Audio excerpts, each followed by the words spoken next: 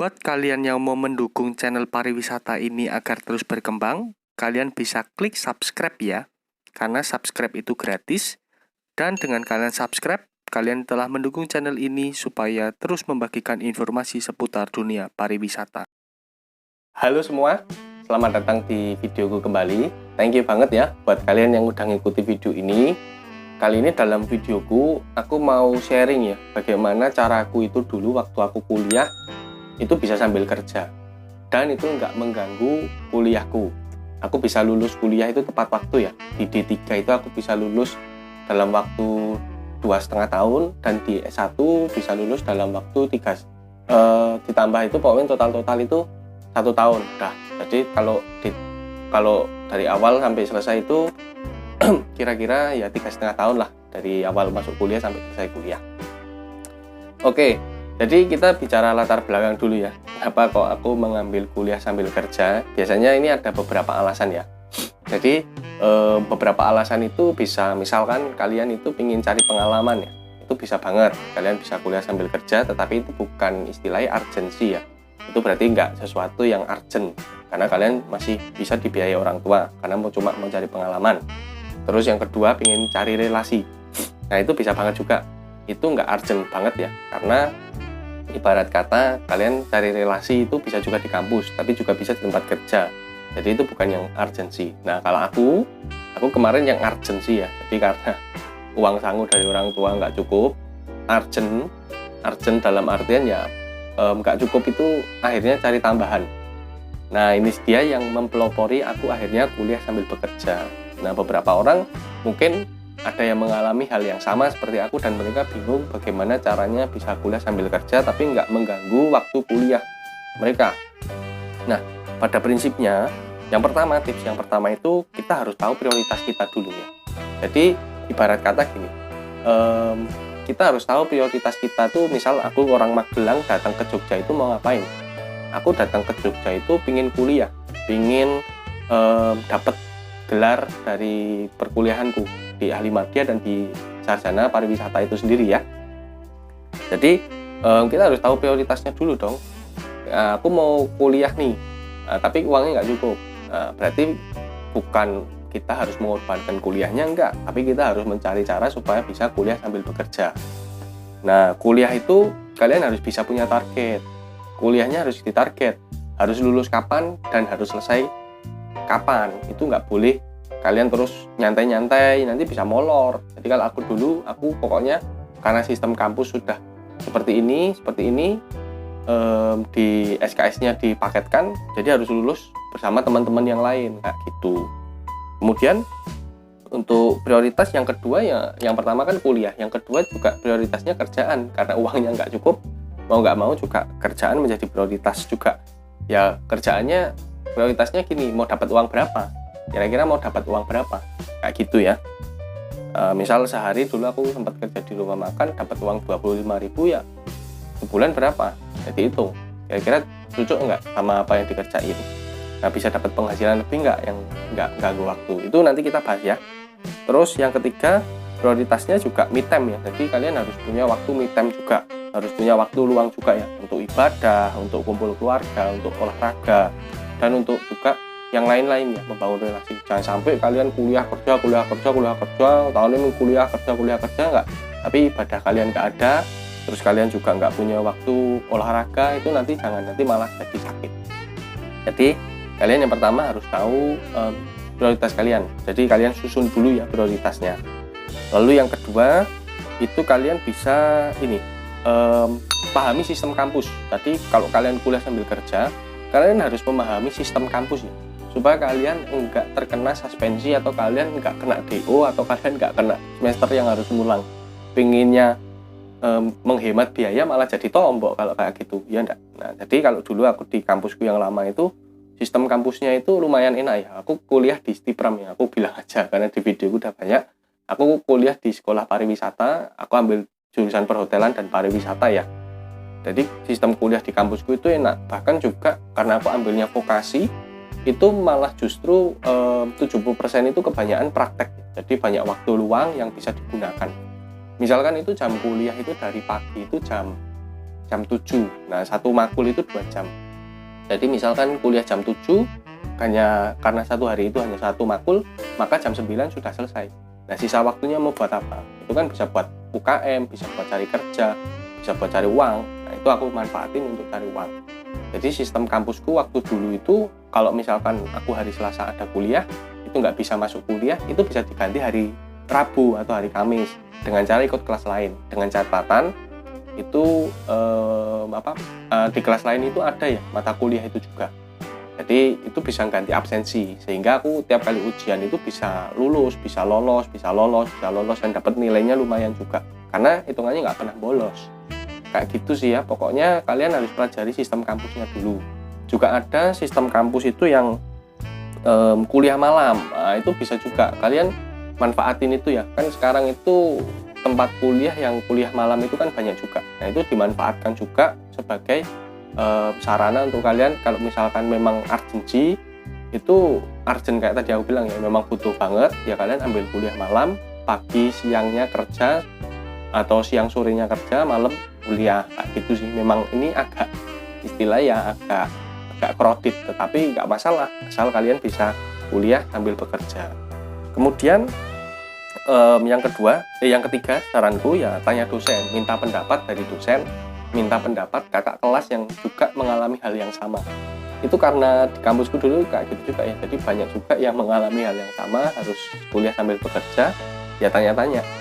Terus tanya dosen juga gimana caranya supaya nggak melanggar peraturan, ataupun supaya aku tetap bisa lolos tiap semesternya, bisa ikut ujian. Nah, nanti kuliah berat-berat, molor malah nggak rampung-rampung kan, malah keluar biayanya lebih besar.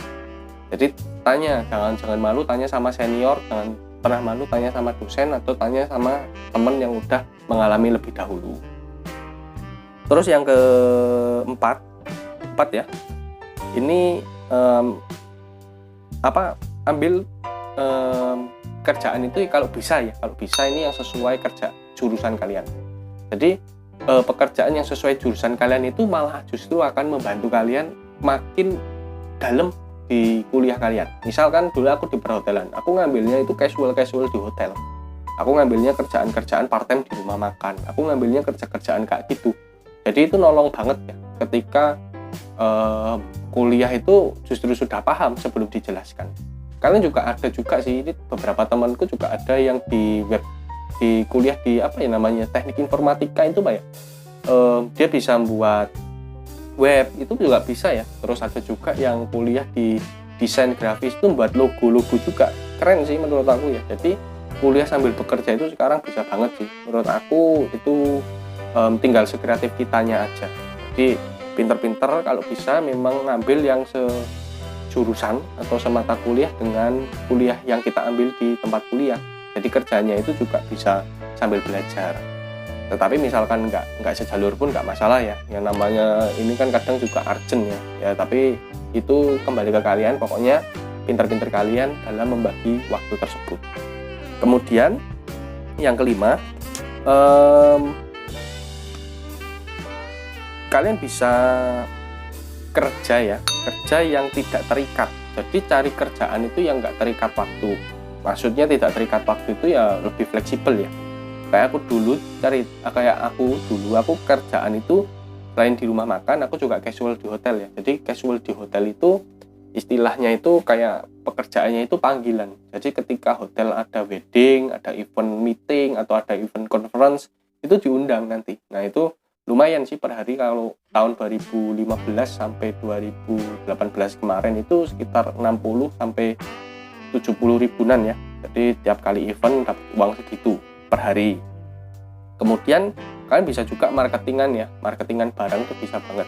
Dulu sempet juga jualan bunga di wisudaan. Itu banyak banget ternyata para mahasiswa yang juga ikut nyari uang di situ.